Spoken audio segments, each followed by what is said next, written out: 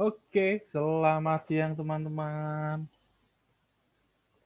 Mbak. Bagaimana istirahat siangnya? Kita ketemu lagi. Wah. Oke. Sudah di-record toh? Terima kasih Bu Nila sudah di-record. Oke,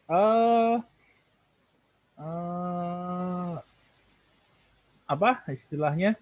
Mungkin teman-teman bisa mulai presensi dulu untuk apa?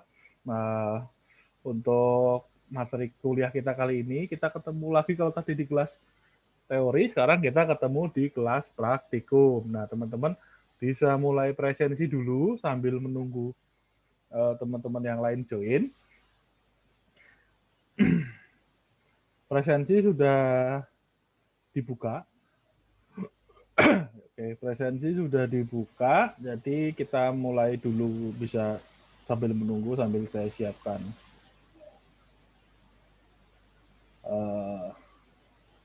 materinya.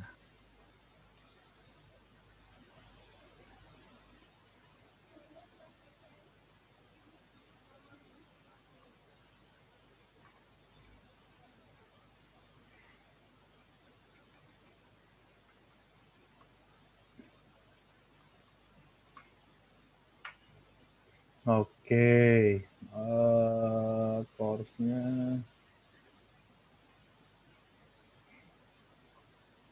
Oke, seberapa teman-teman yang sudah join Google Meet, sorry. Seberapa teman-teman yang udah join ke Moodle, di situ ada materinya. Oke, oke, kita mulai dulu sebentar.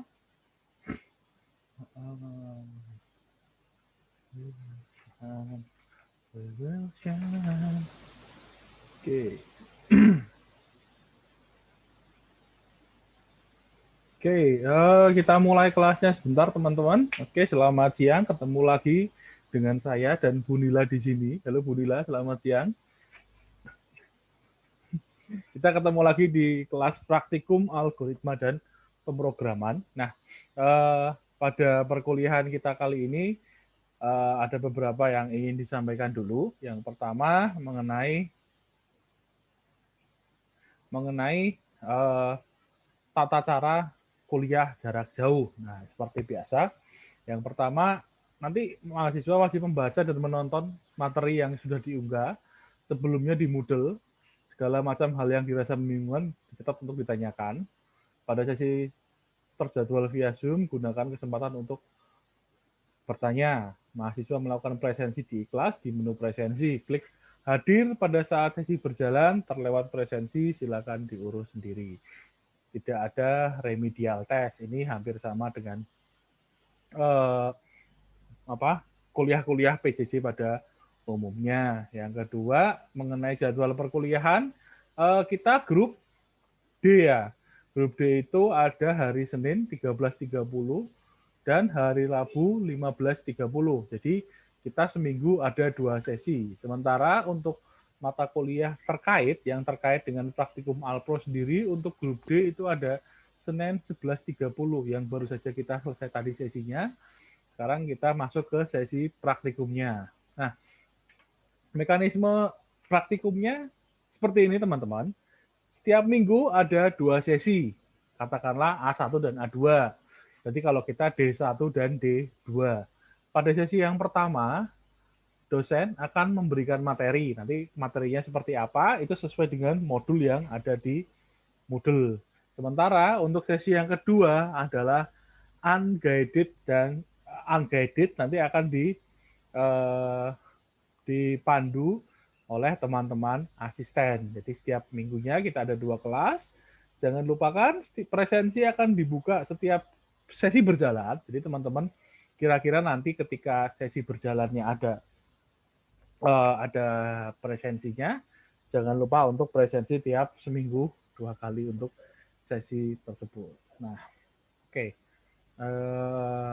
oke. Sampai sampai sini kita masuk ke bagian materi yang akan kita gunakan. Ini di handset apa nih ya?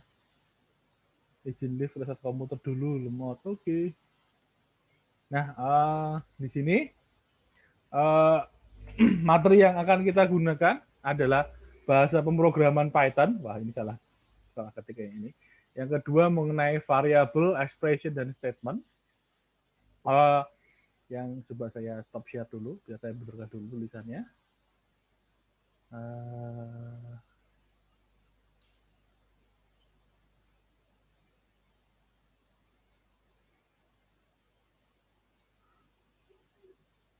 Bahasa pemrograman Python. Nah,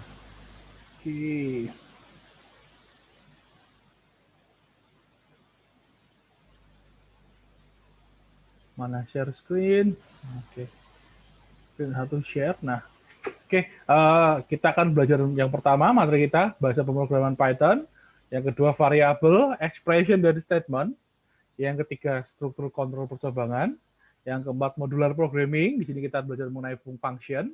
Lalu yang kelima struktur kontrol perulangan. Yang keenam struktur kontrol kompleks. Lalu yang ketujuh itu string.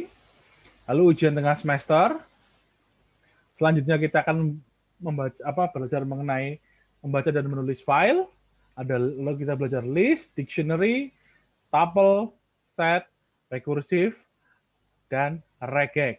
Nah, ini yang materi yang akan kita pelajari selama 1 semester ini. Lalu selanjutnya ada ujian akhir semester. Nah, kira-kira materinya akan seperti ini. Nah, lalu selanjutnya kita akan masuk ke dalam yang namanya buku acuannya. Nah, di dalam buku acuan ini, di sini kita akan fokus menggunakan buku dari Python for Everybody. Exploring Data in Python 3 dari Charles Severance. Nah, ini buku yang akan kita gunakan. Buku ini istilahnya tersedia gratis, jadi teman-teman bisa silakan mengunduhnya di internet. Nah, ini untuk buku acuannya. Lalu untuk sistematika penilaiannya, nah elemen penilaiannya yang pertama di sini ada unguided. Pertemuan unguided ini akan diambil nilai itu sebagai 10 terbaik. Ini diganti. Nah, diambil nilai 10 terbaik, bobotnya 30%, UTS 20%, UAS 20%, dan video praktikum itu 30%. Nah, bagi apa itu video praktikum nanti akan dijelaskan. Jadi teman-teman nanti akan membuat laporan praktikum, tapi formatnya berupa format video. Nah, karena supaya lebih gampang dan kita bisa melihat bagaimana teman-teman ke dalam bekerja supaya lebih baik. Nah, untuk video praktikum sendiri akan dimulai dari materi kita minggu yang kedua. Jadi, minggu ini kita tidak ada materi video praktikumnya. Begitu. Wah. Ada pertanyaan? Nah, slide-nya udah habis. Ada pertanyaan, teman-teman? Ada pertanyaan kah? Oke, kalau tidak ada, kita masuk ke file video praktikum mana ya? Video praktikum. Saya lupa. Nah, screen saya kelihatan. Nah, ini panduan pembuatan penilaian video praktikum harusnya sudah ada di sini. Nah, video praktikum ini teman-teman tinggal mengunduhnya di sini saja. Nah, oh ya, seperti biasa untuk materi praktikum algoritma dan pemrograman ini, teman-teman silakan bergabung di grup Moodle. Bagi yang belum bergabung, silakan bergabung segera. Tadi panduannya ada di kelas Moodle, di Alpro kelas, silakan gunakan di situ. Nanti kita menggunakan nama mata kuliahnya ini, praktikum algoritma pemrograman. Lalu enrollment key-nya Prak Alpro GN 2020.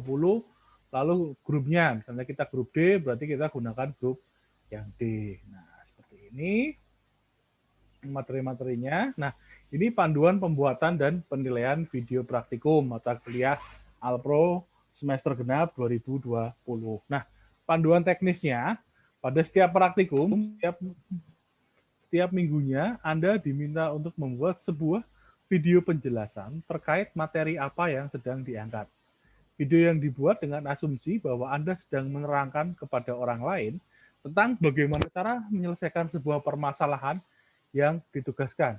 Sehingga dalam video harus ada gambar dan suara yang menjelaskan tentang langkah-langkah pengerjaan lab, cara pengerjaan, surat dan keterangan tentang hasil keluaran setiap proses atau langkahnya. Nah, lalu di sini caranya yang kedua, upload video ke atau akun YouTube Anda. Buat playlist dengan setting unlisted, lalu nama playlist dibuat sesuai dengan format berikut.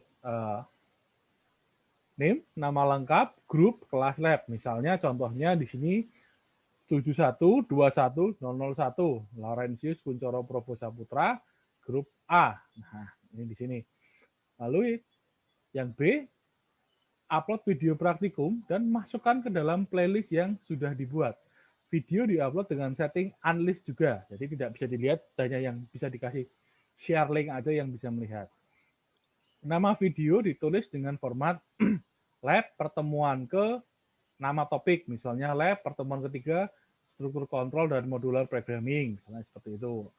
Ini berarti Anda sedang mengerjakan video praktikum lab minggu ketiga dengan topik struktur kontrol dan modular programming. Nah, lalu di sini copy dan paste link alamat YouTube ke playlist Anda, ke playlist ke dalam tugas di Moodle. Lalu upload juga source code yang Anda pakai ke akun GitHub dan sertakan link GitHub tersebut pada setiap video yang dibuat di kolom deskripsi. Nah, kira-kira ini untuk apa panduan teknisnya. Nanti kita akan coba lihat bagaimana. Contohnya sedang dibuat sama Pak Kuncoro. Nanti kita akan sediakan dalam minggu ini.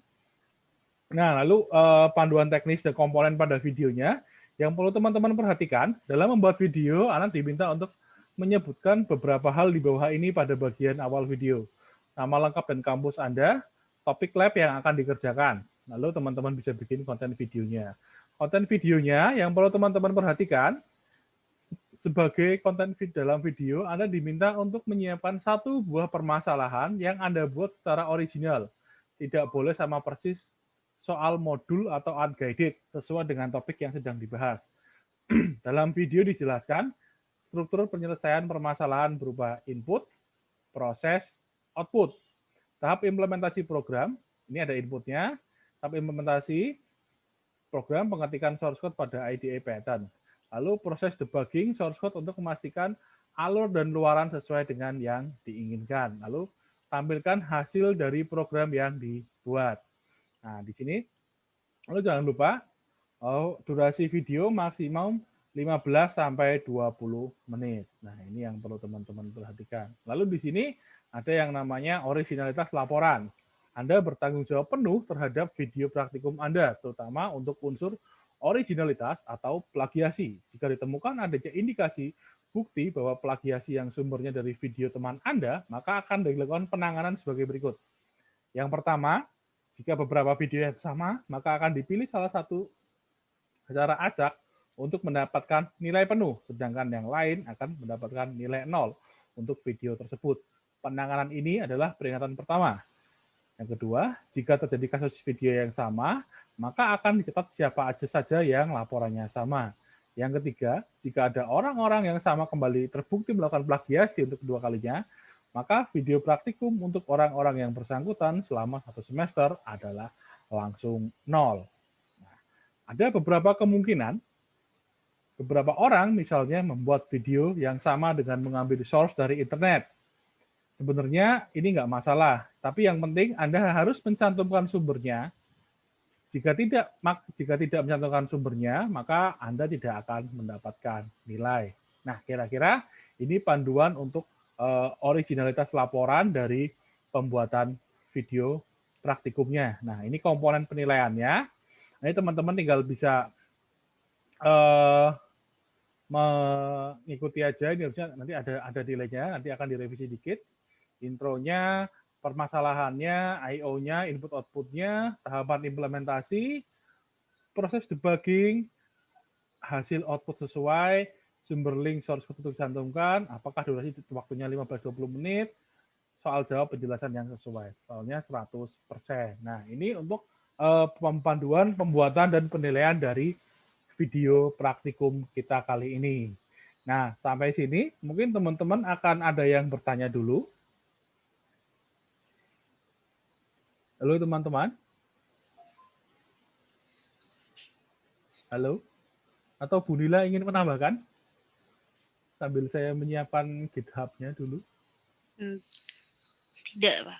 Yang teman-teman yang lain, tolong dong direspon Pak Dida. Masa Pak Dida ngomong sendiri loh. Nggak seru banget loh. Ayo diskusi teman-teman. Nggak ada ya? Kalian serius sudah mengerti kah? Halo? Wah, kayaknya Halo? masih mengerti ya. Yakin? Ada yang pernah pakai GitHub? Ayo. GitHub ada yang udah pernah pakai? Tekom mana pakai GitHub nggak Pak? Enggak. Belum, kan nggak ada GitHub. Oke, jadi ini coba saya akan mendemokan, tapi jadi seperti ini teman-teman. GitHub sendiri itu adalah namanya Cloud Collaboration. Jadi nanti kita akan masukkan tadi panduannya, kalau teman-teman perhatikan di sini dikatakan,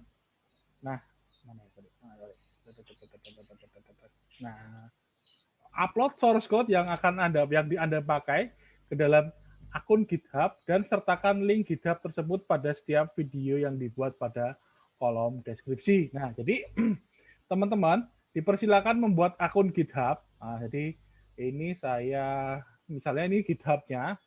Oh, saya pakai akun apa nih? Coba saya sign out dulu. Nah, misalnya seperti ini. Nanti teman-teman silakan bikin akun GitHub. Disarankan menggunakan email TI UKDW. Kenapa? Karena di situ ada beberapa fitur yang bisa kita dapatkan secara gratis, istilahnya fitur premiumnya untuk yang akun-akun berbayar. Nah, teman-teman bisa sign in, create account misalnya. Oh, ini sudah dipakai. Oh, oke. Ini sign in-nya coba.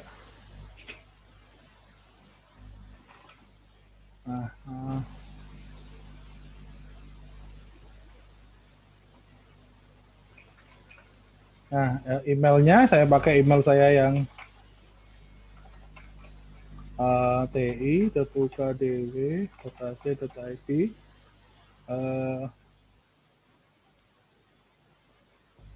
Passwordnya sudah saya stop share dulu. Teman-teman bisa bikin password dulu. Misalnya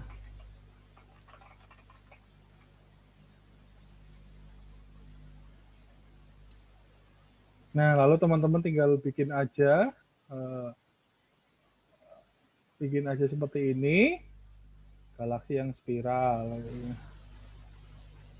Nah, misalnya ini verify account-nya. Ya, teman-teman tinggal ikuti step by step-nya. Create account. Nah, nanti kita lihat di sini. Misalnya di sini kita pilih sesuai, misalnya I'm student, misalnya gini kan. Lalu ini sebenarnya di skip juga bisa sih, complete setup misalnya gini. Nah, saya send email verification. Nah, coba kita teman-teman bisa cek email teman-teman. Saya cek email saya dulu. Nah, ini teman-teman ikuti aja petunjuknya.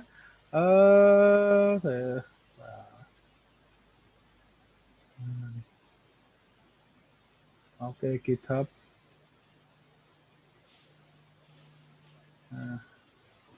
Nah, ini teman-teman bisa bikin di sini. Nah, misalnya di sini kita akan bikin yang pertama, kita akan harus membuat yang namanya repository. Nah, misalnya di sini kita bikin repository. Misalnya di sini kita kasih nama Prack Alpro. Nah, ini yang perlu teman-teman perhatikan. Teman-teman mau pilih pakai yang public atau yang private. Di sini karena misalnya saya tidak ingin semuanya mengerti, hanya yang bisa lihat hanya yang via apa istilahnya via invitation, saya juga gunakan yang private, lalu saya tambahkan ini. Nah, skip ignore. License-nya kita kasih apa ya, enaknya ya, MIT deh.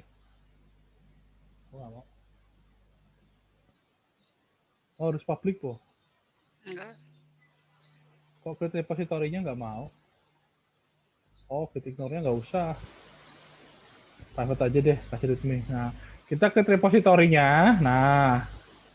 Nah, di sini ini ada repository yang akan kita buat. Dan nanti teman-teman bisa kasih tulis code-nya di sini. Nah, step selanjutnya teman-teman bisa download yang namanya GitHub Desktop. Nah, downloadlah, lalu teman-teman install GitHub Desktop-nya. Nanti tinggal ikuti step by step-nya, bla bla bla. Nanti ketika sudah ketika sudah seperti ini, misalnya gini ya, ini adalah option. Oh, ini saya pakai sign out ya. Saya sign out dulu. Nah, saya sign in dengan akun yang lain. Continue with browser. Nah, misalnya authorize desktop. Nah, open GitHub desktop. Nah, ini kita lihat. Nah, misalnya di sini seperti ini. Nah, ketika sudah nanti misalnya di sini saya pengen ada klik atau continue. Oke, misalnya di sini kita sudah tergabung dalam GitHub desktop-nya ini. Nah, nanti teman-teman ketika misalnya saya lupa. Ini GitHub desktop-nya itu saya clone repository dulu. Kita masuk ke GitHub kita. Misalnya di sini. Nah, lalu untuk lebih mudah teman-teman harus clone repositorinya. Clone-nya. Nah, open with GitHub desktop ini juga bisa. Kita buka repositorinya. Mau? Apakah kita perlu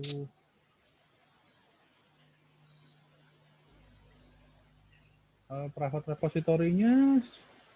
Clone-nya mana? Nggak mau ya? Harusnya nggak masalah sih ini.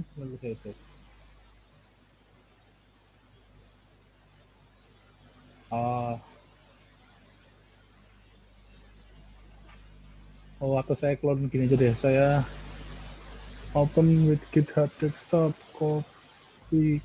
Saya clone, teman-teman klik aja kodenya, terus pakai HTTPS clone-nya. Lalu kita tambahkan repositorinya. File clone repository. Teman-teman masuk ke ini GitHub desktop-nya ya. Teman-teman masuk ke file seperti ini, clone repositorinya. Nah, ini cari ini di tadi kan. Kita mau masukin seperti ini bisa atau masukin seperti ini bisa. Ini misalnya seperti ini. Ini local path-nya adalah lokasinya. Teman-teman mau letakkan di mana? Ini di sini di tempat saya letakkan di drive D. Nah, misalnya seperti itu ya. Nah, ketika kita sudah letakkan di drive D, kita clone aja. Nah, kita cloning, kita tunggu prosesnya. Nah, nanti semisal di sini saya ingin menginvite Ibu Nila untuk masuk ke GitHub saya. Caranya Setting inside. Sorry, saya lupa Bu. Nah, misalnya saya ingin manage access. Nah, siapa yang bisa menambahkan kolaborasinya? Misalnya di sini, invite kolaborator ya harusnya ya. Iya, invite kolaborator. Ya. Manage access. Nah, ini kan, invite kolaborator. Misalnya, Ibu Nila, GitHub-nya apa Bu? Apa ya? Ada nggak ya? Nila Anggia, ada nggak ya? Nah, Nila Anggia. Nila, double A. Ada nggak? Wah, ini ada. Nah, misalnya kita ingin invite, ini caranya kalau kayak teman-teman ingat kalau teman-teman ngerjain tugas, copy flash disk segala macam gitu kan. Nah, daripada susah, misalnya saya bikin halaman 5, Bu Nila bikin halaman 10, terus kalian copy flash disk, terus nanti siapa yang kompilasi? Misalnya saya gitu kan, nanti kan malah repot. Nah, dengan menggunakan GitHub ini, jadi lebih enak dalam artian Bu Nila bikin halaman 5, saya bikin halaman 3 sampai 10, kita masukkan, kita kompilasikan seperti ini. Nah, jadi seperti ini. Sudah saya invite Bu. Nanti Bentar. akan masuk di linknya Ibu, Email. nah, emailnya Ibu Nila. Oke. Nah, caranya teman-teman menambahkannya, tadi misalnya seperti ini ya. Ini di sini kan kita Prak Alpro seperti ini. Nah, teman-teman bisa masuk ke Drive D teman-teman yang tadi ada teman-teman menaruh GitHub-nya. Nah, kita kan punya Drive D seperti ini. Nah, ini katakanlah ini Drive D-nya ya, kita punya seperti ini. Nah, ini ada file readme-nya. Nanti teman-teman semua file yang akan teman-teman buat, teman-teman tambahkanlah di sini. Misalnya, let's see katakanlah kita buat VS Code. Misalnya gini kan, kita gunakan VS Code. Misalnya, yang ini saya simpan di sana, di Save As. Saya simpan di GitHub. Terus Prak Alpro, ini namanya, misalnya namanya latihan, tadi namanya misalnya lab 1 apa ya, Python misalnya. Nah, Python. Nah, saya kasih seperti ini, saya save. Nah, ini kan akan sudah masuk ke sini kan, sudah masuk ke sini. Nanti misalnya kita mau menambahkan yang lain, misalnya bla bla bla, nanti kita tinggal tambahkan di sini. Misalnya saya tambahkan komentar,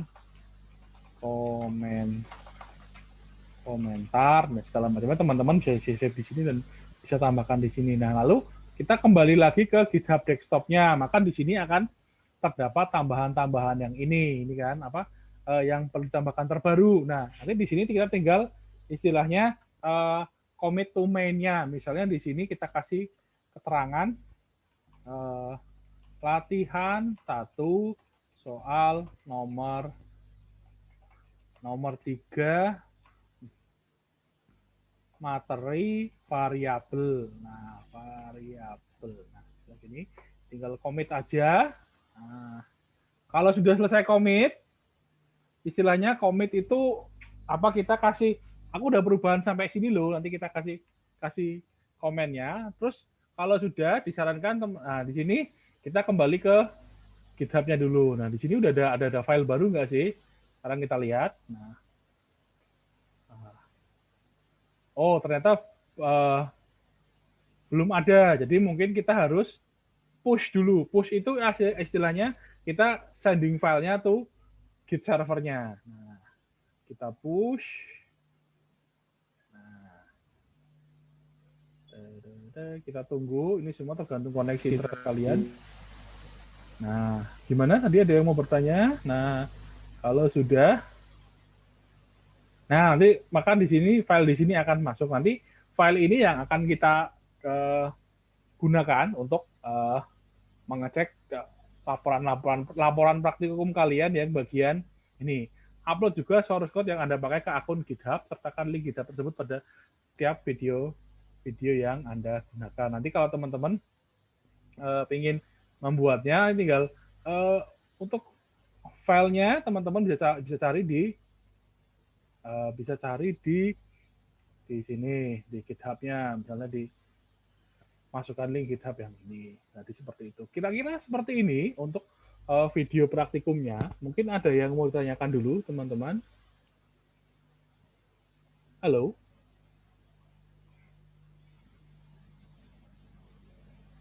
Bu Nila, misalnya kan mau GitHub-nya udah masuk, Bu? Bentar. Kalau sudah nanti kita tambahkan satu tambahan lagi biar kalau Bu Nila ngedit jadinya seperti apa gitu. Nah, nanti Saya cari GitHub-ku dulu. Nah, kita tunggu dulu. Kira-kira teman-teman yang lain bagaimana? Ada pertanyaan kah? Kalau ada kesulitan silakan kabari ke sini. Pak, saya sudah download yang GitHub, Pak, udah daftar. Cuman yang tadi kan yang Bapak bilang verifikasi emailnya kan, Pak, itu udah. Yang tadi cara bikin namanya tadi gimana, Pak? Soalnya nggak perhatikan. Nama yang apa? Untuk foldernya gitu, Pak. Oh, kamu bikin repository aja. Ini di sini kan ada repository ini kan, seperti ini kelihatan? Iya, Pak. Kamu klik new aja, new. Nah, ini kamu kasih repositorinya apa? Kasih nama, misalnya Praktikum Alpro kayak atau apa, nanti kamu simpen di situ aja.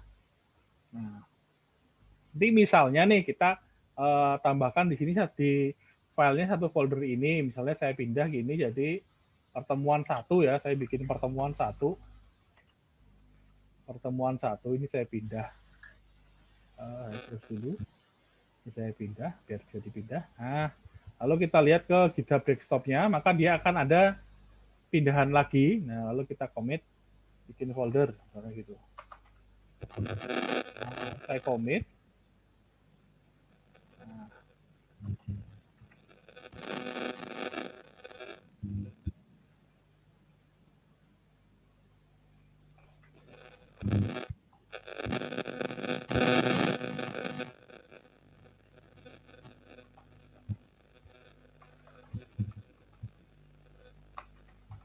Nah, kita kasih, itu saya commit. Nah, saya push lagi, ke atas. Nah, ini yang akan teman-teman masukkan ke dalam link video kalian tadi mengenai source code yang teman-teman pakai tadi.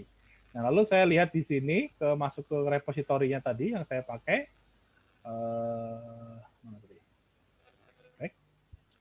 Nah, saya lihat di repositori yang ini yang paling baru yang saya bikin. Nah, maka di sini akan muncul folder pertemuan 1. Nanti mungkin ketika Bu Nila tadi yang sudah saya invite, dia ada di kolaborasi saya, Bu Nila nge-refresh pun akan dapat file yang sama seperti ini.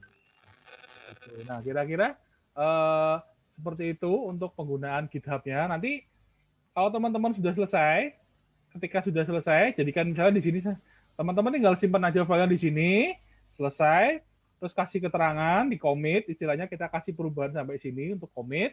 Lalu kalau sudah nanti akan push ke servernya GitHub supaya kami nanti bisa istilahnya bisa mengoreksi dengan baik. Begitu teman-teman. Ada yang mau tanyakan lagi mungkin? Halo. Silakan. Iya, Pak. Makasih, Pak. Bu Nila, ada mau menambahkan? Wah. Ini untuk yang lain. Terima kasih. Iya, Bu, ada tambahan, Bu? Enggak bisa masuk page not found. Oh, yaudah, kita tunggu dulu aja.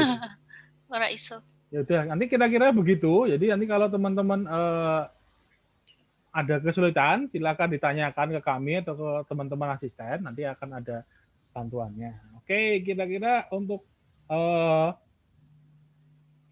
pengantar kita kira-kira seperti itu. Seperti tadi, unguided-nya 10 terbaik, UTS, UAS, dan video praktikum 30%. Aslinya kalau teman-teman video praktikum unguided itu dapat 60 itu. 60 itu berarti apa? D ya masih? Atau C? Saya lupa ya. Coba. Antara C dan D. 60 tuh C+. 60 C+.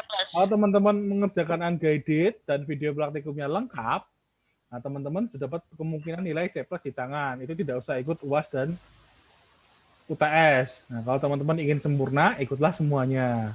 Bukan begitu, Bu Dila? Betul, tapi nilainya ya sempurna juga. Iya, nilainya sempurna. Nggak ikut doang. Ya, kalau misalnya cuma mau cari lulusnya aja lo ya. Iya. C lulus, C 55 bisa berarti. Lulus kan. Nah, kalau mau cari lulusnya aja seperti itu. Tapi kalau mau cari kesempurnaan, nah silakan ikuti semuanya. Oke. Kira-kira begitu. Nah, oke. Ada pertanyaan lagi, teman-teman? Nah, ada pertanyaan nggak? Nah, saya tak cari file. Kalau sama persis apa yang terjadi, Pak? Ini kan ada, Bu. Nah, kita lihat. Nah, yang pertama akan dipilih satu secara acak untuk mendapatkan nilai penuh, sedangkan yang lain akan mendapat nilai 0. Itu yang pertama, peringatan pertama. Yang kedua, jika terjadi kasus video yang sama, maka akan dicatat siapa saja yang laporannya sama, yang videonya sama aja. Sama lagi. Lalu yang terakhir, jika kembali lagi sama, maka teman-teman akan mendapatkan nilai video praktikum langsung 0 untuk 1 semester. Nah, kira-kira perlu dipikirkan lagi. Tolong kalau misalnya teman-teman istilahnya kita itu tidak melarang belajar bersama, tapi belajar bersama itu bukan berarti hasilnya harus sama loh ya, harus menyamakan semua loh ya. Tetap ada proses baik sendiri-sendiri kan, atau misalnya teman diskusi dengan teman-temannya. Begitu. Nah, ini yang penting lagi ada kemungkinan beberapa orang membuat soal buatan sendiri yang sama karena mengambil dari internet. Bagi Anda yang mengambil soal yang sama, maka orang yang tidak mencantumkan sumbernya tidak akan mendapatkan nilai. Jadi kalau teman-teman mengambil sumber dari internet, silakan sumber-sumber tersebut dikasihkan, dicantumkan. Misalnya, ini soal ini dari buku ini, dari web ini, dari blog ini, dari ini, silakan dicantumkan.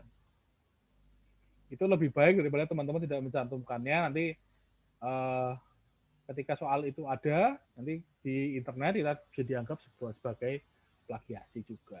Begitu, teman-teman? Ada yang mau tanyakan dulu? Halo? Halo teman-teman. Halo, wah kayaknya siang-siang programming. Jamnya kurang cocok Bu ya.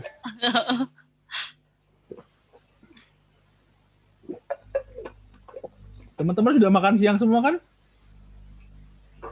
Pak. Sudah Pak. Belum Pak. Waduh. Telat. Belum Pak.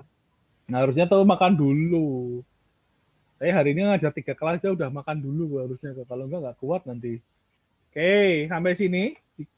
Jika tidak ada pertanyaan, nah saya materinya akan dilanjutkan mengenai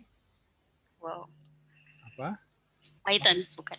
Ya Python Bu masih pasti. Oh, belum ya.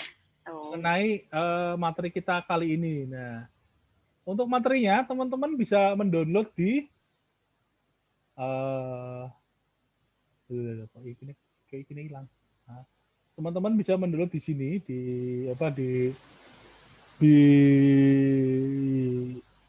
Moodle. Nah, ininya kok nggak mau hilang ya cepatnya ya. Nah, kira-kira seperti ini. Nah,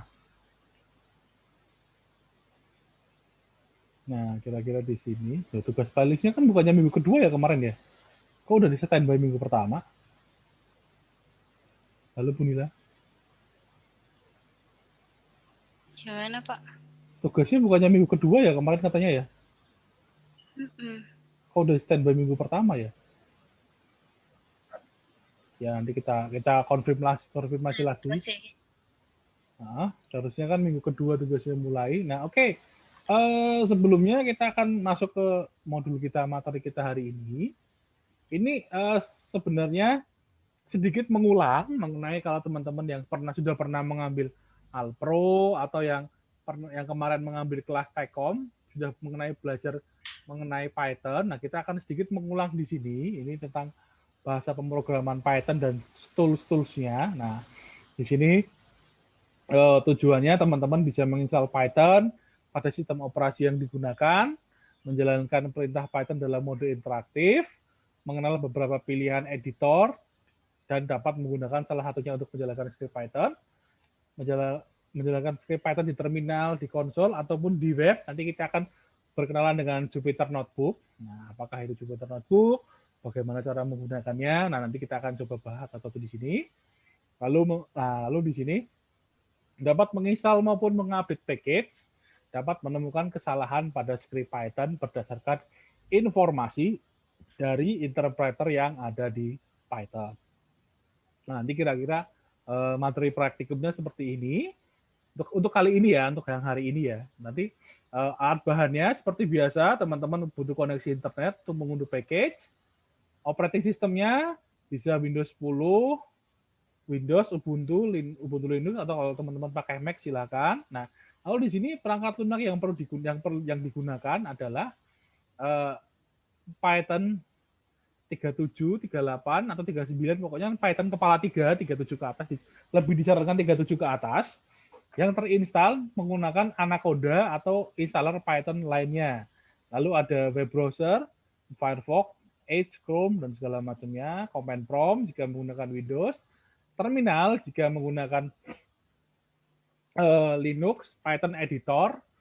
Yang lain seperti Visual Studio Code, PyCharm, Spider, atau editor-editor lainnya yang mendukung Python. Nah, untuk kelas Alpro sendiri sebenarnya kita agak santai, kita membebaskan teman-teman mau menggunakan editor-editor apapun, yang penting teman-teman bisa menggunakannya dan memaksimalkannya. Seperti itu. Nah, lalu ini ya semacam mengulang sedikit kenapa kita menggunakan Python. Kalau di sini dikatakan Python bahasa pemrograman level tinggi yang interpreted, mendukung OOP, sifatnya dynamic semantik. Nah, menurut surveinya, salah satu tahun 2019, tahun kemarin, dan tahun ini juga, 2020, tahun kemarin, Python bahasa yang pemrograman yang paling banyak dipakai setelah JS. Secara umum, Python yang paling populer. Ini logo Python-nya. Nah, ini sekedar perbandingan. Karena kesederhanaan bentuk sintak dengan Python, ini kita akan coba perbandingkan kalau kita menulis code di Java. Kalau kita ingin menulis sebuah code yang sama, di sini contohnya misalnya kata-kata hello world. Kalau kita ingin menulis hello world di Java, kita bisa menggunakan seperti ini, public static class main, void main, sistem string ARGS-nya, sistem outprintln-nya hello world. Kalau digunakan C, kita menggunakan input stdio.io.h, standar input output.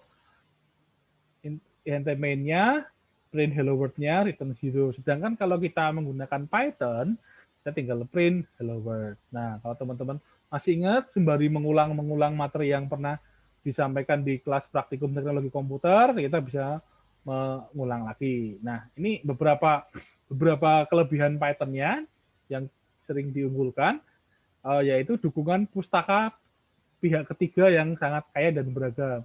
Pustaka ini bahasa kerennya library itu banyak yang banyak dan bisa digunakan untuk berbagai masalah di berbagai bidang. Misalnya di data science, banyak sekali library yang digunakan. Misalnya kita bisa menggunakan Pandas, NumPy, TensorFlow, Keras, library machine learning lainnya. Nanti kalau teman-teman ingin fokus ke data science, fokus ke develop application, fokus ke back end dan segala macam, Python mulai banyak digunakan di situ. Nah, lalu di sini pustaka bawaan atau library dari Python sendiri sudah beragam. Aspek-aspek dasarnya dibutuhkan oleh programmer sudah tercukupi. Misalnya teman-teman butuh akses basis data, akses jaringan, akses fitur. Nah, kalau teman-teman perhatikan, ini saya sedikit cerita di semester lalu, kelas sistem basis data. Nah, tugasnya adalah teman-teman, nanti angkatan kakak kelas kalian ya, disuruh membuat aplikasi yang ada database-nya. Kita bisa update, delete. Nah, sebenarnya di kelas Alpro sendiri, kita belajar Python, tapi tidak mengajari mengenai menggunakan GUI. Python GUI-nya. Kalau menggunakan GUI-nya itu bisa menggunakan TK-Enter atau PyKitty. Nah, tapi teman-teman angkatan 2019 tiba-tiba mereka bisa belajar membuat GUI sendiri, membuat aplikasi untuk create, update, delete di basis data dengan baik. Nah, ternyata memang karena katanya mereka bilang pustaka-pustaka library-nya udah tersedia kok di Python, tinggal dipelajari. Ternyata tidak susah juga membuatnya untuk mengakses database, akses jaringan, akses UI itu mudah. Nah, ternyata itu istilahnya library bawahnya itu cukup untuk apa yang kita butuhkan. Nah, lalu selanjutnya Python sendiri license-nya open source, pasti kan open source kita nggak perlu bayar license. Nah, lalu yang terakhir, nah yang keberapa nih 1, 2, 3, 4 Python sendiri mudah dipelajari sintaksnya. Jadi kalau kita kan istilahnya kalau teman-teman masih ingat ada sintaks, nah apa istilahnya panduan baku penulisan sintaksnya itu kan gampang kan, tidak terlalu mudah sama kayak menyerupai bahasa Inggris, makanya dia lebih mudah untuk dikembangkan. Nah, selain tadi ada kelebihannya, di sini kita juga ada kekurangannya, beberapa kekurangan Python. Yang pertama, Python sendiri sayangnya belum mendukung belum mendukung pembuatan platform mobile seperti iOS atau Android. Untuk iOS sendiri biasanya menggunakan native-nya itu menggunakan Objective-C dan Swift. Kalau Android native-nya menggunakan Java, bisa juga menggunakan Kotlin, atau kalau teman-teman ingin belajar mengenai Flutter di Android dan iOS-nya. Nah, seperti itu. Nah, sementara Python sendiri kalau untuk aplikasi mobile itu masih banyak digunakan di sebagai sisi back-end-nya. Misalnya komunikasi antara Android apps-nya dengan servernya dan segala macamnya. Lalu karena interpreter, memorinya relatif lebih besar sehingga tidak cocok digunakan untuk kasus-kasus yang membutuhkan memori dalam jumlah besar. Lalu yang ketiga, kecepatan prosesnya relatif lebih lambat dibanding dengan bahasa pemrograman seperti bahasa C. Nah, untuk pemula sendiri sebenarnya ini tidak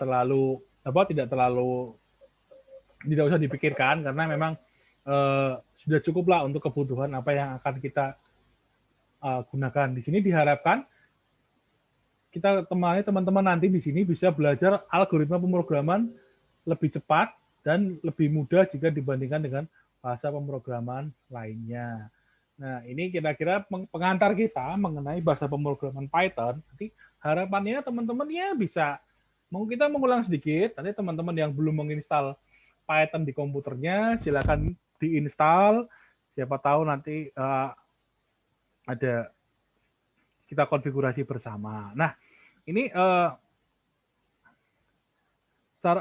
untuk instalasi Python mungkin sebenarnya sangat mudah ya, teman-teman tinggal ikuti petunjuknya aja. Di sini disarankan kita menggunakan Python seri yang ketiga. Pokoknya kalau bisa ya 37 ke atas lah, 37, 38, 39.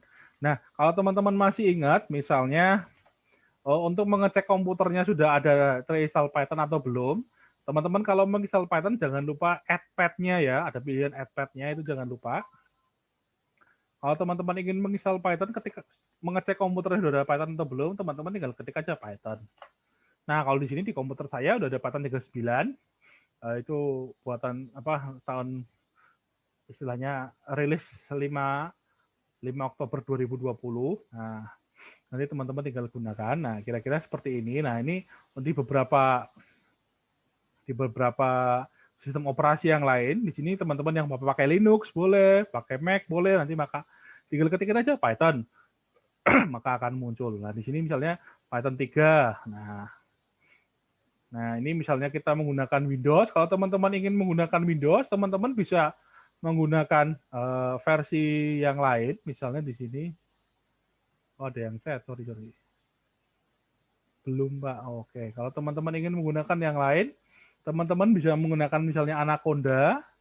Nah, teman-teman tinggal di-download aja. Nah, ya kalau di modul ini teman-teman tinggal misalnya teman-teman pakai yang individual. Nah, modulnya mana ini? Oke, nah, ini tinggal teman-teman menggunakan Anaconda, disarankan milih yang versi 3 ke atas ya. Installernya sekitar 462. Ini yang tahun kemarin. Ya, kira-kira coba nanti paling yang sekarang naik-naik dikit lah. Gitu. Nah, nanti ini sebenarnya sama sih kalau teman-teman pernah pakai Python idle, pernah kan? Teman-teman masih ingat yang download dari sini, Python Hot. Nah, ini sama sih, sebenarnya sama sih package-nya sih. Nah, kalau teman-teman dulu dari sini juga bisa.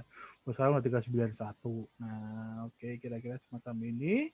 Nah, nanti kira-kira kita gunakan seperti ini untuk menjalankan mode interaktifnya. Teman-teman bisa jalankan ini. Nah, nanti kalau teman-teman mau pakai istilahnya mau pakai yang mana terserah, entah itu mau pakai mau pakai Python dari Python Org atau pakai Anaconda, yang penting teman-teman bisa menjalankannya. Nah, ini cara ketika dijalan di Anaconda Prompt-nya, misalnya seperti biasa kita misalnya contohnya kita punya panjang sama dengan 10,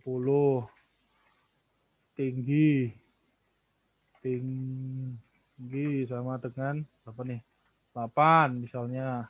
Luas sama dengan 0,5 kali 8 kali 0,5 kali panjang panjang dikali tinggi. Nah, tinggal gini aja udah. Ush.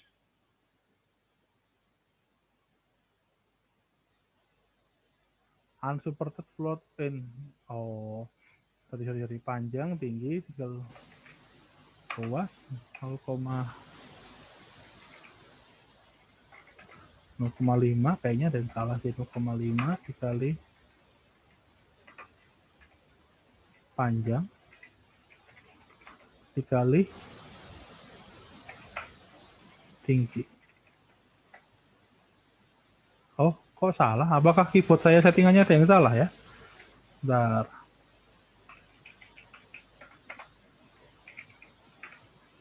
Oh, kayaknya keyboard saya ada yang berbeda settingannya deh. Gini aja deh, luas.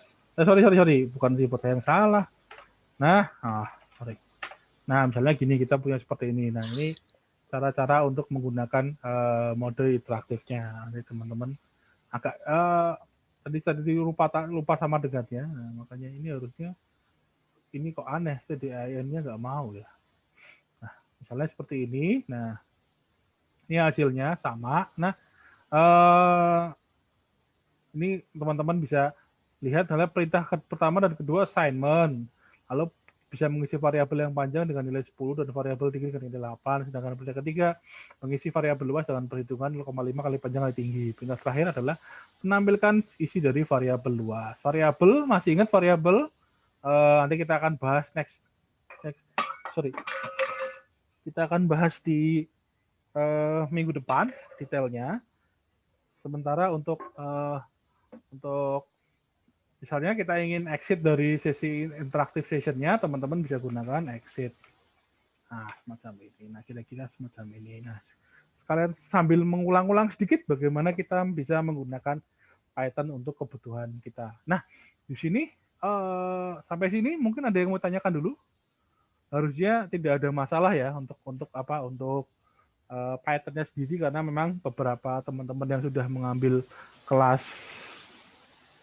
praktikum teknologi komputer harusnya masih sudah bisa menggunakan ini. Nah, atau teman-teman mau menggunakan VS Code boleh. Nah, sekarang di sini sebenarnya banyak sih editor-editor yang bisa kita gunakan untuk Python. Nah, di sini kita bisa menggunakan misalnya editor yang digunakan, misalnya teman-teman bisa menggunakan Visual Studio Code yang sering kita pakai. Visual Studio Code seperti ini yang sering kita pakai. Nah, di sini udah ada terminalnya juga. Lalu teman-teman juga bisa menggunakan PyCharm. Nah, PyCharm ini dari JetBrains. Teman-teman kalau mau pakai ini bisa. PyCharm. Nah, kalau teman-teman butuh registrasi dan segala macam, silakan teman-teman bisa gunakan email TIUKDW, karena ada beberapa aplikasi developer tools gini yang ketika kita ngecek kita adalah sebagai student, maka dia akan memberikan full version secara cuma-cuma kepada kita. Entah itu PyCharm, entah itu Anaconda, coba tinggal dipilih. Nah, semacam ini. Lalu juga kalau teman-teman ingin pakai Spider, nah misalnya kita teman-teman ingin pakai Spider, nah di sini ada Spider, ini ada editornya juga. Nah, kayaknya untuk visualisasi data enak juga nih Spider nih. Tapi saya terus terang saya belum pernah pakai kalau pakai Spider. Ini ada plot clip-nya bisa dibuat seperti ini. Atau teman-teman juga bisa misalnya menggunakan active state. Nah, active state dari Komodo kalau nggak salah. Nah, dia pattern for commercial use. Nah, for free. Atau juga teman-teman bisa menggunakan IDLE. IDLE itu yang sering kita pakai. Nah nanti teman-teman bisa menggunakannya. Ini kira-kira teman-teman bisa menggunakan yang mana yang sesuai dengan kebutuhan teman-teman, dan teman-teman tuh paling mudah menggunakan yang mana sih kira-kira seperti itu ya. Nah, ini contohnya misalnya ada beberapa tampilannya, tampilan Visual Studio Code. Nah, yang sudah terpasang. Kalau Visual Studio Code seperti biasa, teman-teman jangan lupa menambahkan extension untuk Python. Otomatis ketika teman-teman menggunakan Visual Studio Code, di sini ada extension-nya, kayaknya Python. Sorry, bukan ini, Ding. Source control, ini di sini. Nah, di sini extensionnya ini kalau tambahkan untuk Python atau mau menggunakan Jupyter, nah terserah kita bisa gunakan yang lain. Lalu di sini, nah ini kira-kira tampilannya seperti ini. Nah, lalu di sini ini sama sih kalau kita ingin menjalankan script Python di controller dan segala macam, teman-teman tinggal tambahkan misalnya kalau teman-teman pakai IDLE misalnya seperti ini, teman-teman tinggal misalnya ini filenya, ini tinggal format run gitu kan. Nah, lalu misalnya teman-teman pakai Visual Studio Code, tinggal dijalankan seperti ini, maka dia akan dapat hasilnya seperti itu. Nah, kira-kira menurut teman-teman yang mana yang paling mudah? Kalau misalnya ini di sini ini tinggal kita tambahkan nama filenya .py. Nah, itu kan kita tinggal masukkan seperti itu untuk mendapatkan apa istilahnya menjalankan filenya. Tinggal menambahkan bla bla bla .py ketika kode program tersebut maka akan kemudian disimpan dalam satu tempat. Nah, ini tampilan dari PyCharm. Ini ada contoh programnya, misalnya kita akan menghitung kurs $1, misalnya nilai dolarnya semacam segini, lalu kita print konversinya, lalu ini print kurs dolarnya, jumlah USD-nya dalam rupiahnya, terus print hasil konversinya. Untuk menjalankan script tersebut, digunakan perintah Python 3 nilai tukal $.py atau Python nilai tukal $.py untuk Windows. Sedangkan untuk Python 3-nya untuk Ubuntu misalnya. Pada Ubuntu tampilannya akan tampil seperti ini. Nah, input dari keyboard user-nya akan di sini. Masih ingat kita bisa gunakan input dan segala macamnya kan. Nah, lalu baris yang diawali tanda crash ini adalah komentar, jadi nggak dieksekusi, ya sekedar kita mengingat-ingat. Nah, jika teman-teman menggunakan VS Code, Visual Studio Code, tidak perlu repot-repot menjalankan terminal, tinggal klik aja tick run, maka dia akan berjalan di sini. Ini hasil source code-nya, tombol run script-nya, ini hasil script yang dijalankan. Nah, lalu selanjutnya kita akan masuk ke dalam how to, bagaimana mencari bug dan memperbaikinya. Bug sendiri kalau dalam bahasa pemrograman artinya kesalahan program. Kesalahan umumnya itu ada dua, yaitu misalnya kita kesalahan menulis program, atau syntax error, atau compile error, atau misalnya teman-teman typo nulis syntax, misalnya print harusnya jadi PRTN, nah, misalnya seperti itu bisa di istilahnya mudah sekali kayak tadi contohnya di sini mudah sekali kan, oh ternyata kurang tanda sama dengan sih. Nah, itu bisa digunakan untuk misalnya mudah sekali ditemukan dengan bantuan interpreter. Nah, lalu yang kedua adalah kesalahan program berjalan atau runtime error. Kesalahan ini sulit ditemukan dan diperbaiki dibanding dengan kesalahan yang pertama. Nah, kalau teman-teman perhatikan sendiri, Python sendiri merupakan bahasa pemrograman yang interpreter. Interpreter artinya per baris itu akan dibaca. Kalau kita masih ingat sedikit, maka baris yang tidak memenuhi aturan atau sintaksnya salah, maka baris tersebut jika baris yang dicek memenuhi aturan, maka akan dijalankan. Nanti jika salah, berarti nggak akan muncul error di situ. Nah, ini misalnya contohnya seperti ini. Misalnya kita punya variabel belanja ada 100.000. Nah, lalu kita tambahkan diskon. Nah, kita tambahkan nominal diskon sama dengan diskon 100/100 kali belanja. Nah, kita hitung bayarnya, nominal diskon, lalu tampilkan hasilnya. Print, Anda harus bayar. Nah, ketika dijalankan program tersebut akan memunculkan akan memunculkan yang namanya name error. Name error terjadi kenapa? Karena di sini variabelnya yang nominal diskon ini belum didefinisikan. Variabel yang ini nominal diskon ini belum yang didefinisikan. Sedangkan kita punya yang sudah terdefinisikan adalah nominal underscore diskon. Tentu teman-teman masih ingat kan penggunaan variabel di Python sendiri. Nah, ini tentu berbeda dengan ini loh ya, yang perlu diperhatikan. Ini kan nominal underscore diskon. Ini nominal diskon. Nah, maka ini dianggap sebagai dua variabel yang berbeda. Nah, misalnya untuk membenarkan, istilahnya untuk tidak paham, sampai saja. Oh. Bukan. Oh, Bu Nila, oke. Aku jawab. Oke. Nah, ini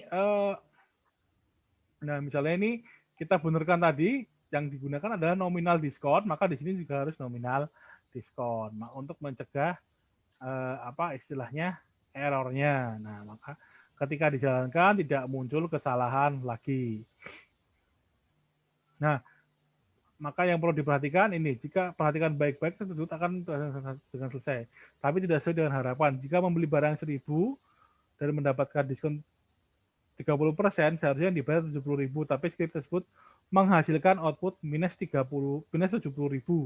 Kesalahan ini adalah yang namanya runtime error, yaitu kesalahan yang muncul saat program dijalankan. Kesalahan ini akibat oleh kesalahan algoritma, kesalahan logika, atau kesalahan mengatur langkah-langkah dalam program. Nah, misalnya kalau di sini dikatakan baris ke-11, yaitu pada bagian perhitungan jumlah yang harus dibayar. Yang harus dibayar adalah harga barang dikurangi diskon. Kalau kita lihat di atasnya, kalau teman-teman perhatikan, bayarnya nominal diskon dikurangi belanja. Berarti kan otomatis dia akan hasilnya, nominal diskonnya segini kan, dikurangi belanja. Maka hasilnya akan minus. Sementara di sini yang benar adalah belanja dikurangi nominal diskon. Maka ini yang teman-teman harus perhatikan. Nah, tugas kita di sini kita akan bikin algoritmanya, kita bikin alurnya, lalu kita implementasikan dalam sebuah program. Jangan sampai hasilnya terjadi kesalahan seperti ini. Nah, oke. Untuk kegiatan praktikum kita kali ini, kita akan mencoba menginstal namanya Jupyter Notebook. Nah, apakah itu Jupyter Notebook? Nah, Jupyter Notebook. Nah, Jupyter Notebook sendiri di sini dikatakan web-based interactive deployment environment. Jadi kita bisa menggunakan Python tapi yang berbasis web-based dan interactive deployment environment. Nah, kapan kita butuh Jupyter Notebook? Sebenarnya kenapa sih kita butuh? Kita akan membutuhkan Jupyter Notebook kalau kita bermain dengan namanya visualisasi data. Data-data seperti ini akan kita visualisasikan dengan Jupyter Notebook supaya hasilnya lebih mudah. Nah, ini misalnya kita coba. Nah, misalnya try it in your browser deh, coba deh. Classic Python. Jupyter Lab. Nah, misalnya kita ingin menggunakan Binder. Kayaknya masih. Nah, kayaknya masih launching. Nah, kita bisa gunakan model-modelnya seperti ini, nanti sambil menunggu. Terutama ketika nanti teman-teman akan bermain dengan visualisasi data, dengan data statistik dan segala macam, kita bisa akan bermain seperti ini lebih enak istilahnya dengan ini misalnya referensinya kita bisa biasanya ada ini gambar sininya bisa dijalankan sih. Nah, nggak kelihatan berarti ya. Nah, kira-kira seperti ini deh. Nanti kita coba akan sebenarnya ini fungsinya sama kalau teman-teman pakai editor yang lain. Nah, nanti teman-teman gunakan editor yang mana yang sesuai dengan teman-teman. Menurut teman-teman paling mudah mana? Tidak ada batasan teman-teman menggunakan editor. Kalau teman-teman ingin menggunakan VS Code, boleh. Menggunakan Idle boleh. Menggunakan PyCharm boleh. Menggunakan Jupyter Notebook juga boleh. Menggunakan Anaconda pun tidak masalah. Boleh diperbolehkan. Nah, kita back to modul dulu. Nah, di sini kita akan mencoba menginstal Jupyter Notebook ya.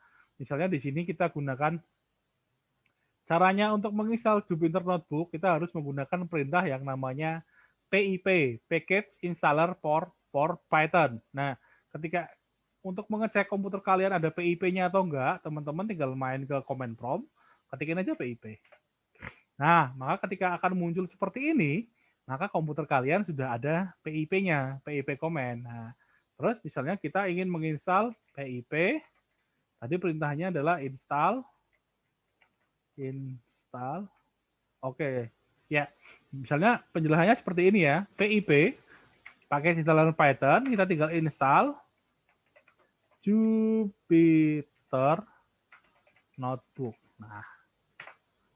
Nah, ini di komputer saya sudah keinstall. Nanti kalau misalnya di komputer teman-teman belum keinstall, nanti akan ada proses untuk mendownloadnya. Jadi misalnya di sini kayaknya ada deh. Nah, ini explore sama kan. Nah, misalnya komputer teman-teman belum terinstall, nanti akan ada step by step. Loh, komputer saya tiba-tiba mati. Nah, akan ada caranya untuk menginstal seperti ini. Misalnya tinggal nanti ada prosesnya. Nah, proses ini semua itu tergantung dengan koneksi teman-teman. Diharapkan kalau misalnya koneksi teman-teman stabil, teman-teman bisa menggunakan tampilan seperti ini. Nah, ini ada beberapa keterangan. Instalasi package menggunakan pip, install nama package. Setelah instalasi berhasil untuk menjalankan Jupyter Notebook, ketikkan perintah Jupyter Notebook untuk menjalankan Jupyter Notebook. Nah, nanti kita tinggal jalankan. Script Python-nya akan disimpan untuk menjalankan Jupyter Notebook. Gunakan Jupyter Notebook pada Anaconda, Astrom atau terminal. Untuk mengakhiri, tekan tombol Ctrl+C pada Anaconda atau terminal. Script Python akan disimpan dalam ekstensi PYNB, Python Notebook. Untuk membuat script Python baru, gunakan New Notebook Python 3. Nah, sekarang kita akan mencoba menggunakan Jupyter Notebook. Cuma kalau di Windows harusnya nggak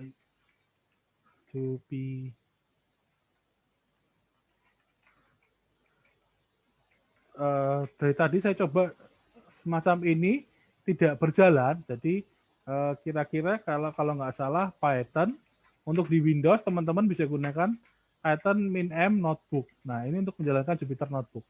Nah, maka aplikasi Jupyter Notebook di sini akan berjalan. Nah, misalnya seperti ini, kalau teman-teman ingin membuat file baru, teman-teman bisa gunakan file new. Apakah Python 3 misalnya seperti ini ya. Nah, ini kita ketikkan ini adalah editor kita. Nah, ini misalnya seperti ini. Ini misalnya kita menggunakan kasus yang tadi tukar dolar tadi. Nah, misalnya di sini saya punya yuk gimana? Itu ada yang komen, jangan cepat-cepat katanya. Oh ya, sudah saya kurangi kok. Nah, ini misalnya kita punya seperti ini ya. Ini contoh yang lain deh, jangan konversi dolar deh. Kita contoh yang ini deh, yang belanja aja. Kita gunakan yang belanja. Oke. Sorry, kita gunakan yang belanja dulu. Saya ingin lihat contohnya, misalnya seperti ini.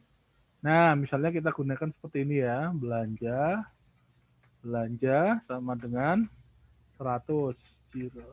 Lalu kita gunakan misalnya diskon sama dengan 30. Nah, kita gunakan nominal diskon.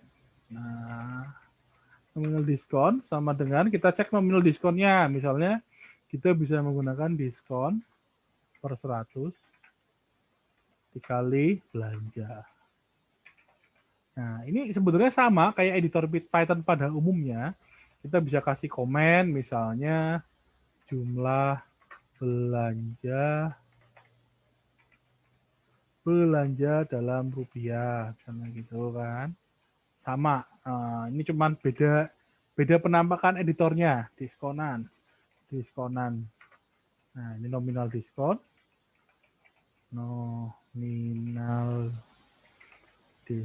Nah, untuk mengganti teman-teman tinggal kasih misalnya ini kasih nama program hitung diskon misalnya gitu kan. Hitung diskon. Nah, seperti ini belanja lalu misalnya kita hitung bayarnya yang kita kasih mana nih? Yang harus dibayar. Yang harus dibayar kita kasih bayar sama dengan belanja min nominal diskon. Nah, semacam ini. Kita cek aja. Harus tampilkan hasilnya. Jadi di sini kita kasih print. Nah, masih ingat kan caranya untuk menampilkan hasilnya? Misalnya di sini Anda harus membayar berapa? Misalnya membayar, katakanlah di sini kita punya berapa rupiah gitu ya, misalnya ya. Dan di sini koma, tadi harus dibayar adalah bayar. Nah, ini sebetulnya sama kalau teman-teman menggunakan editor lainnya. Cuman yang ini editornya adalah web-based dan lebih paling sering digunakan untuk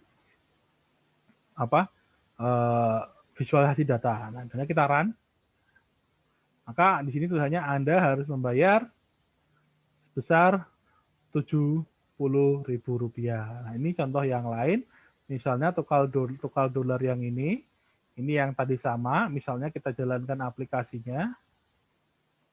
Nah, masukkan jumlah uang yang mau ditukarkan. Misalnya kita punya uang 5 juta, 1, 2, 3, 4. Nah, kita enter.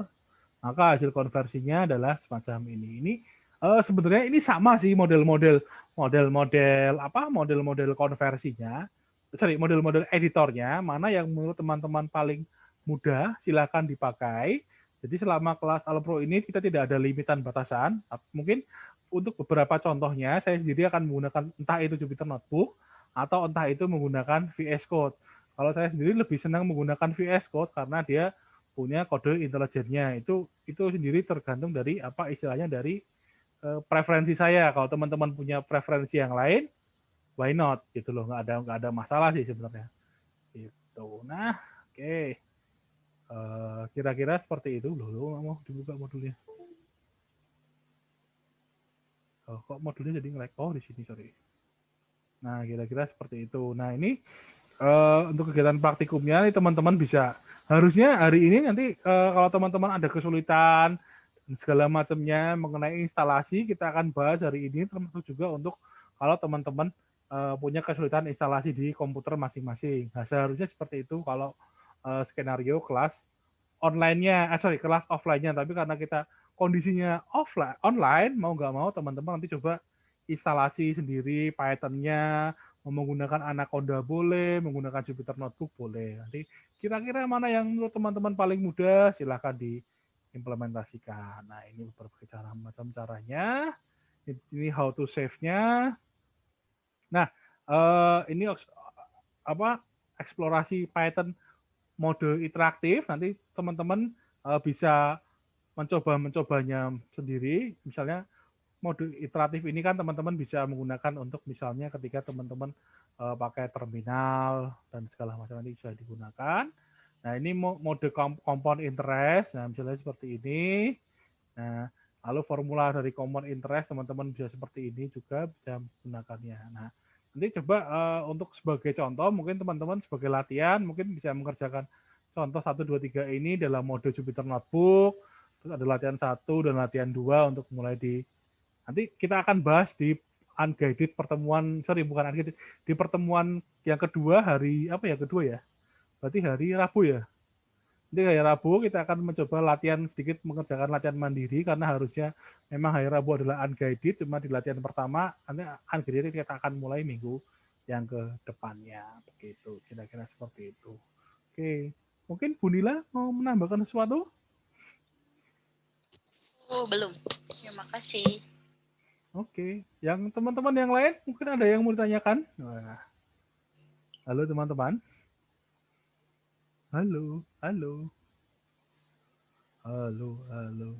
teman-teman. Teman-teman, mau dijawab tuh. Jawablah. Kayaknya jamnya salah ini deh. Iya. Siang-siang suruh coding gitu ya. Kombinasinya kurang pas. Halo teman-teman. Halo. Permisi Pak, Gimana?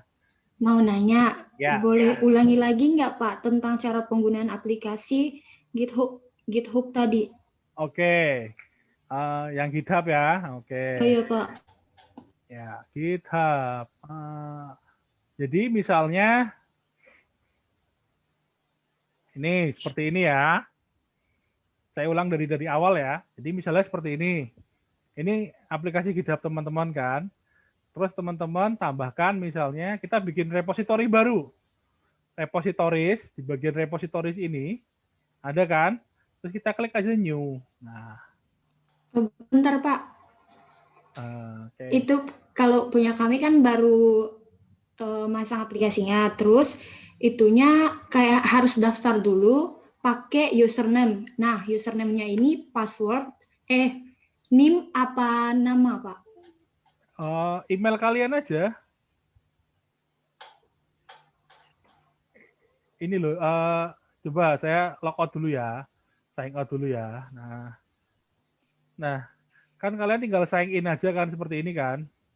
Menggunakan username atau email address kan.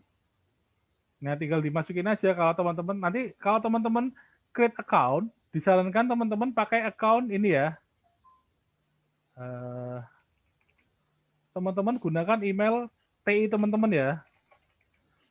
@ti.ukdw.ac.id. Misalnya seperti itu ya. Berarti username-nya bebas, Pak? Username-nya bebas. Nah, username-nya bebas. Nah, ini nggak bisa karena emailnya sudah taken kan. Jadi username-nya bebas, yang penting nanti kalau sudah coba sign in dulu. Kalau sudah, ini memang sengaja karena komputer pribadi kan, jadi seringnya saya save daripada saya ngapalin password satu-satu. Nah, lalu saya sign in aja. Kalau bikin akunnya nggak ada masalah ya berarti ya teman-teman ya? Aman, Pak. Aman ya. Nah, tinggal teman-teman sign in aja. Nah, ini yang perlu diperhatikan adalah teman-teman kalau ingin bikin folder baru, istilahnya kita katakan bikin repositories. Nah, repositories ini teman-teman tinggal klik new aja. Nah, misalnya di sini kita kasih nama coba, atau misalnya tugas Alpro. Nah, misalnya gini, description-nya kita kasih isi aja. Source code tugas Alpro. Nah, misalnya gini. Nah, di sini kita ada dua pilihan. Repository kita itu akan di public atau akan di private. Nah, kalau di public artinya semua orang bisa melihat repository teman-teman. Nah, kalau di private yang bisa melihat hanya yang akan dikasih linknya saja. Kayak kalau teman-teman pakai Google Drive dan segala macam gitu loh. Bentar, ini komputer saya kok tiba-tiba mati listriknya. Naik turun. Oke. Nah, saya pilih yang private, misalnya seperti ini ya. Lalu saya pilih yang add readme file, misalnya gini. Saya klik repositorinya. Nah, saya klik repositorinya. Ini sudah jadi kan. Lalu saya masuk ke GitHub mobile, GitHub desktop saya. Nah, lalu di sini saya tinggal pilih file. Asumsinya teman-teman sampai sini udah login ya. Kalau teman-teman belum login, ini saya sign out dulu. Nah, coba saya close dulu deh. GitHub. Nah, asumsinya ini teman-teman belum login. Kalau teman-teman sudah login, nanti teman-teman tinggal cek aja. Di sini misalnya akses GitHub. Nah, continue with browser. Nah, nanti tinggal open GitHub desktop aja udah. Nah, nanti seperti ini. Nanti kalau sudah, teman-teman tinggal klik file, clone repository, di cloning. Nah, lalu pilih tadi yang mana? Tadi yang saya gunakan adalah tugas Alpro. Nah, di sini adalah repositorinya. Teman-teman pakai github.com atau GitHub Enterprise atau URL. Kalau mau pakai URL, teman-teman tinggal ambil dari sininya, tugas Alpro. Tinggal ambil ininya, copy linknya, atau kalau misalnya sudah terhubung, teman-teman tinggal ambil github.com. Di sini kan ada pilihan tuh, username-nya, terus repository-nya kan. Di sini tinggal mau diletakkan di mana, terserah kalau teman-teman merubahnya di drive yang lain. Kalau saya misalnya di sini kan, lalu tinggal teman-teman clone aja udah. Nah, ditunggu, proses cloning akan segera selesai. Nah, semacam ini. Nah, ketika sudah pembuatan proses cloning sudah selesai, nah teman-teman yang perlu perhatikan, tadi kita kan clone di drive D ya. Kita cek dulu drive D-nya. Drive D, GitHub. Nah, maka di drive D kalian akan muncul folder yang tadi di cloning, seperti ini. Nah, misalnya di sini ada folder readme-nya. Lalu misalnya di sini saya bikin teks baru, katakanlah ini deh. Ini saya copy. Yang ini saya save dulu. Ini saya save as. Saya masukkan ke GitHub. Nah, di sini misalnya di sini saya bikin folder pertemuan 1 gini ya. Pertemuan 1. Nah, begini. Lalu saya taburkan seperti ini. Ini di komputer saya ya. Lalu saya masukkan. Nah, ketika sudah selesai, misalnya kita sudah selesai, misalnya di sini saya mau nambahkan cetak komentar gitu ya. Cetak. Nah, misalnya seperti ini. Kalau sudah, ya udah, tinggal kita masuk ke GitHub desktop kita, maka di sini akan ada yang namanya history apa yang terjadi gitu loh.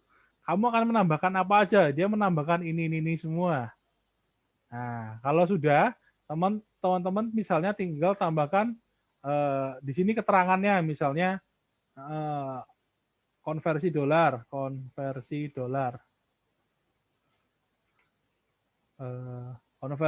selesai, konversi dolar sudah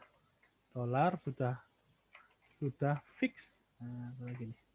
Kalau sudah, tinggal di commit aja, di commit. Nah, ini ada pilihannya push.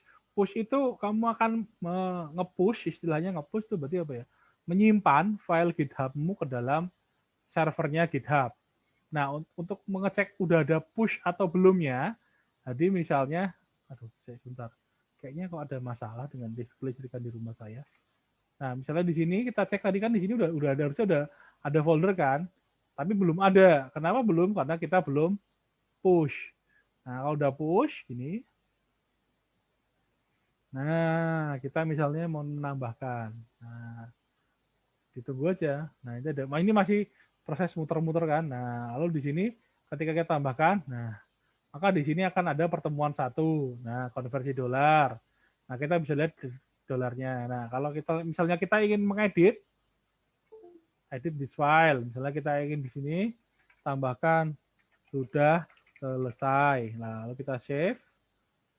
Commit, kita tambahkan commit. Sebenarnya ini sama sih. Tambah komentar. Saving komentar bagian bawah. Komentar bawah. Nah, misalnya udah tinggal commit aja. Nah, nanti sebenarnya sama kalau kita cek di sininya. Fetch, nah ini maka akan muncul fetch origin dulu. Nah, maka dia akan muncul. Kalau push itu ke atas, kalau pull itu ke bawah. Jadi kita download istilahnya. Nah, seperti ini. Jadi, lalu ketika kita cek di script kita yang ini, kita cek open with misalnya, harusnya dia ada perubahan sih. Nah, udah selesai, dia udah berubah. Nah, di sini kita bisa menggunakan GitHub. Jadi istilahnya daripada kalian ngumpulin script satu-satu, mending teman-teman pakai GitHub. Nanti kita tinggal lihat linknya. Kira-kira seperti itu untuk penggunaan GitHub-nya. Nanti ketika teman-teman bikin pertemuan 2, misalnya gini ya, tinggal aja klik pertemuan 2 di foldernya pertemuan 2. Nah, kalau sudah, misalnya di pertemuan. Nah, misalnya kalau sudah seperti ini, udah. Nanti dia tinggal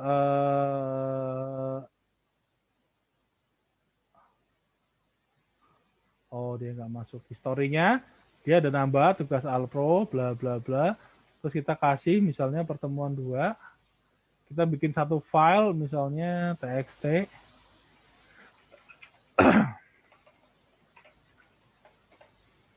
File untuk dibaca. Misalnya gini aja, udah gini aja udah. Nah, terus kita masukin, maka di sini akan muncul lagi. Nah, change di bagian change akan muncul, lalu kita commit pertemuan 2,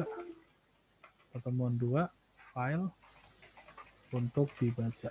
Nah, di sini kita commit. Nanti kita bisa commit, kita push. Udah kalau udah di push, nah, jadi nanti teman-teman bisa mengerjakan filenya teman-teman itu bisa tersimpan di cloud-nya GitHub, jadi kita bisa dapat cara-cara yang lain untuk mengerjakan kolaborasi secara mudah. Nah, seperti itu. Kira-kira seperti itu ada yang masih kesusahan? Sebenarnya kalau teman-teman pakai GitHub, apa ya, GitHub web, kayaknya bisa Bu Nila ya. Bisa Kayaknya kalau di web juga. bisa sih, tapi nanti tinggal upload sekali satu kan, tinggal Iya, add file gini satu-satu. ya. Betul. Sebenarnya sih pakai apapun bisa gitu. Ya sebenarnya nanti kalau upload di web, lemahnya adalah nanti ketika ada perubahan harus upload dari awal lagi gitu kan? Yes, betul. Kalau ada misalnya merch-nya kacau gitu kan juga masalah juga. Ada perubahan apa sih? Dua orang rubah file yang sama kan jadi susah merging-nya. Apalagi ya itu juga. Terus kalau misalnya teman-teman ada file baru, upload file Betul. itu yang bikin ya kalau pakai Ya, GitHub desktop kan tinggal commit, synchronize, beres, tinggal tidur lah istilahnya gitu kan. Gitu. Begitu teman-teman, kira-kira seperti itu. Oke. Ada yang mau tambahkan, Bu Dila? cukup saya. Terima kasih. Oke, cukup. Yang lain ada yang mau tanyakan? Last chance, ada yang mau tanyakan? Halo teman-teman. Hai. Kayaknya Mau dijawab tuh. Saya mau bertanya Pak, nanti Yuk. untuk rekaman perkuliahannya gimana ya Pak? Nanti akan di-share seperti biasa. Terima kasih. Di grup seperti biasa akan di-share. Oke, kira-kira seperti itu. Oke, jika tidak ada yang lain yang mau bertanya lagi? Belum, Pak. Belum ya, aman ya. Oke, kalau tidak ada pertanyaan, nanti teman-teman kita ketemu lagi hari apa ya? Hari Rabu. Rabu. Rabu. Rabu nanti kayaknya cuma kita bahas sedikit apa mengenai latihan-latihan sedikit kan karena memang tugasnya belum apa yang untuk Anggrek kan baru mulai minggu depan kan Bu? Minggu kedua tuh. Iya. Nah, nanti kita akan bahas untuk unguided-nya, kita ketemu hari Rabu dulu. Nanti mulai minggu depan teman-teman akan bermain dengan ketemu untuk pertemuan kedua dengan teman unguided. Oke. Mungkin begitu kuliah kita kali ini. Nah, kalau tidak ada pertanyaan,